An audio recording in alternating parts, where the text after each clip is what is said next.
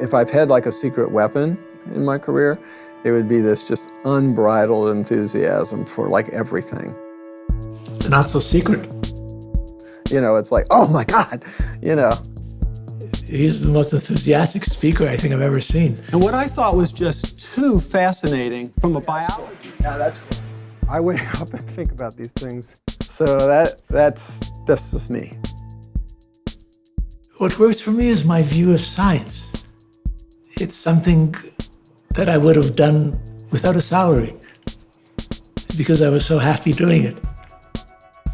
Michael was a star. I mean, when I was a postdoc and an absolute nobody, he was a complete inspiration.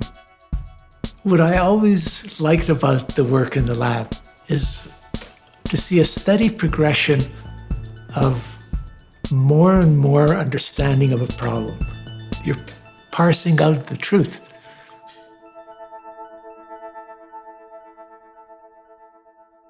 David Allis and Michael Grunstein are being honored for parsing the role of histones, a once underappreciated protein. Histones were considered to be packing material.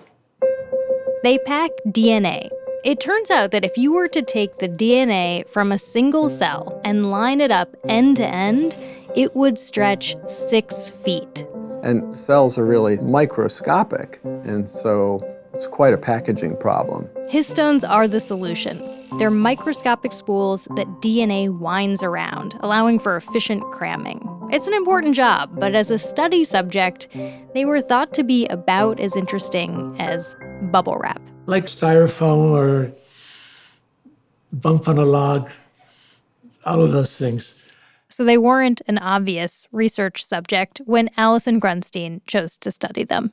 It was a gamble. I think I would say part of it was just a stubbornness that this was going to be interesting. To tell you the truth, I shouldn't say this, but I went into the field thinking everyone's working on gene activity. I want to work on packing material. I didn't want to go in the direction that everybody else was going in.